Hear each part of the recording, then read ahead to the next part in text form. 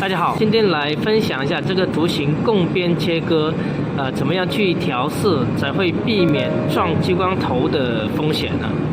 那图形一定要留微连，那么这个微连接怎么去留呢？大家发现有很多线条都是一样的长度，这样的话我们就可以批量的去修改图形。好，那我们先选择图形，选择批量修改，点尺寸。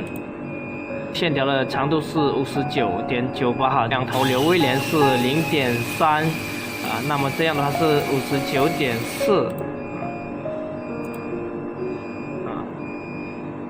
确认。好，大家发现没有？同样的长度的线条，每一边都是有0.3的微连。另外一条也是同样的方法好，那我们来看看这个效果